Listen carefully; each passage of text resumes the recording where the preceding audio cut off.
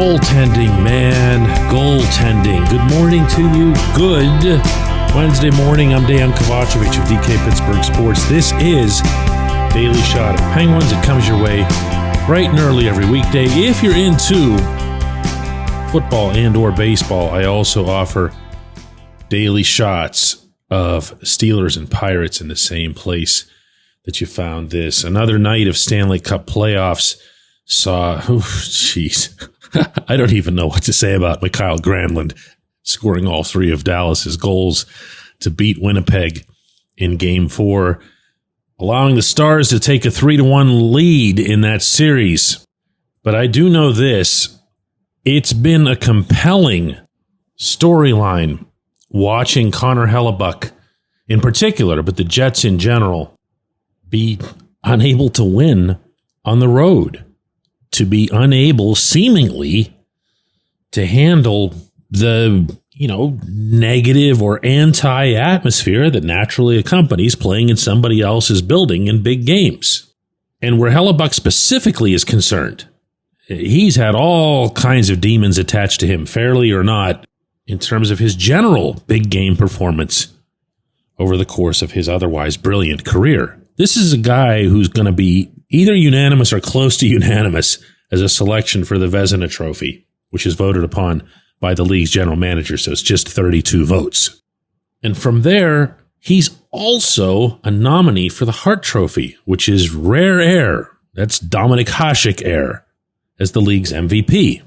And yet the moment that he got back into the playoffs, he went back into what the people in Winnipeg refer to as playoff heli mode.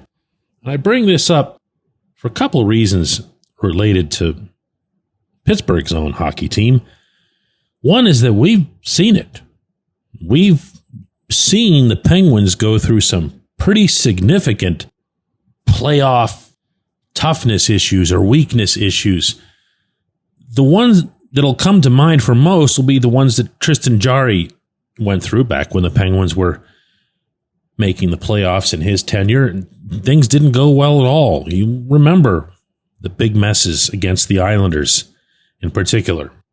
But what's not as commonly brought up around here, at least not anymore, it sure was at the time, was that the goaltender who had this issue before Jarry around here was Marc-Andre Fleury. Yeah, he's become, Mr. all-time beloved, all everything, got rid of all his various demons. But I'll reiterate something for you that I reported back in Flowers' time. This goes back, would that be 11, 12 years when they were playing the Islanders? Of course, the Islanders. It's always the Islanders. In the playoffs, and Flower lost his job to Thomas Vokoun in the course of that series.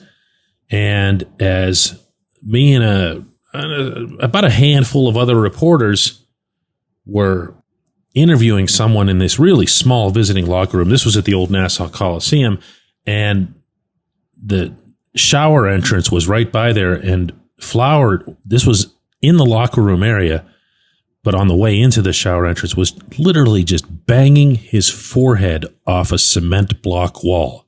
Now, I don't want to tell you that he was doing it loud enough that you could hear the sound of his head going against that cement. They go through a lot, these guys, and they are not predictable. They are not something where you can look at, say, like scouting combine numbers and project, this player has this type of quickness or this type of ability to read or so-and-so cognitive, whatever. There's a reason that everyone who evaluates hockey players at any level has a close to impossible time laying out plausibly what any goaltender can become in the National Hockey League, even once they're in the NHL. Flower made it, obviously. Not just to the NHL, but he made it through that stretch. He, more than Matt Murray, I'm going to say this forever and ever and ever and ever and ever, was responsible for the Penguins winning the 2017 Stanley Cup. Why? Because he took on the Penguins' two toughest opponents and took them down. But it was a fight, and it was a fight and a half. The other point that I have related to this is probably the one that you anticipated, and that's that the Penguins have a couple of young goaltenders in their fold right now. They have Yoel Blomqvist. They have Sergei Murashov. We have no idea what's going to become of them. We can applaud their flexibility, their aggressiveness, their positioning, their angle coverage, their stick work. But neither we nor any evaluator, not the most skilled, experienced evaluator, not any analytics, can predict how they're going to think, how they're going to react, and their position more than any other in hockey, as Hellebuck is showing, both better and worse over these playoffs for Winnipeg, should be a lesson for everyone in this game. When we come back, J1Q. This episode is brought to you by Bet Online, your number one source for all your summer sports needs this season, from Major League Baseball, golf, NHL, NBA playoffs. Get the latest odds and lines, including all team matchups, player props, odds on just about everything that's out there. Head to the website today or use your mobile device to get in on the action. Bet Online, where the game starts.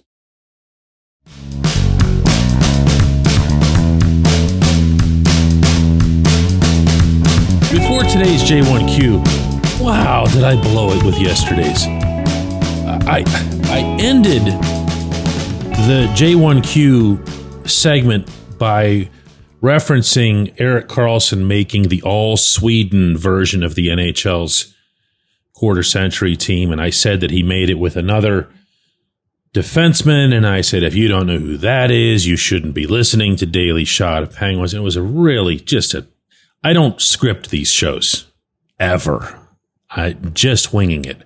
I'd like to think that there's more good that comes of that than bad, but this was bad, and I am so sorry.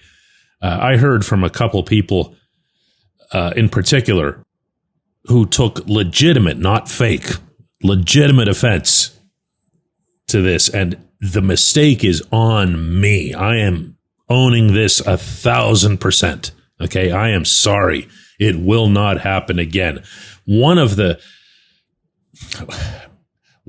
beautiful things about hockey is that the hockey world in general embraces sharing what we all love about the sport, about the players. And I try on this program to be part of that. I try to share, whether it's things that I've experienced with teams and players, and not just the Penguins, but from around the league. And I like to think that I do that in part so that the people who might like hockey now will love hockey eventually.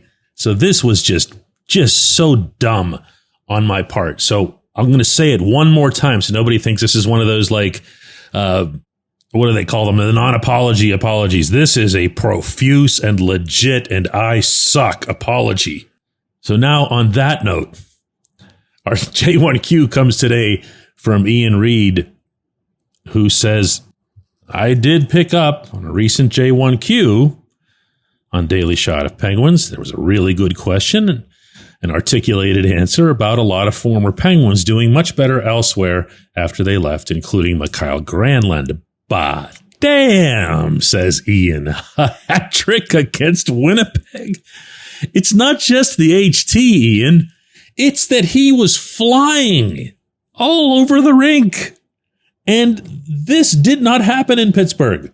This was not a thing. Now, look, this isn't going to be one of those where I'm going to get into, they should have kept him, or they now look justified, or Ron Hextall did in acquiring him back when they did.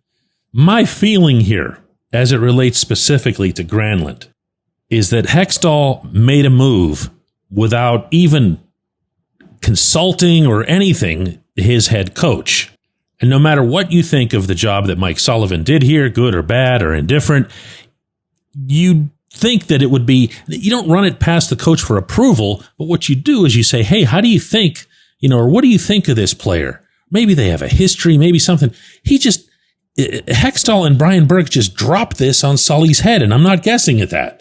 On top of that, Granlund had a personal issue that he was going through, which is more than understandable. Granlund, I believe, wasn't in his best conditioning shape. Now, maybe that was an injury, and no sport, of course, is more secretive than that. And as far as moving Granlund, which was done by Kyle Dubas in the Erik Karlsson trade, there really wasn't a complaint to be had there.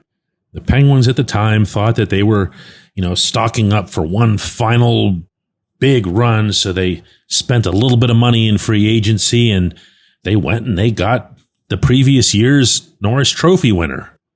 I would look at what Granlund did last night, and he's been a pretty good hockey player most of the season, incidentally, as something that would be more of a credit to the man himself, to Jim Nill of the Stars for having the foresight and the scouting and everything else to see that Granlund would be a welcome addition as opposed to an anchor, and then just kind of congratulate everybody and move along. Except for me. I can't move along because I suck, and I'm here to apologize one last time. So dumb.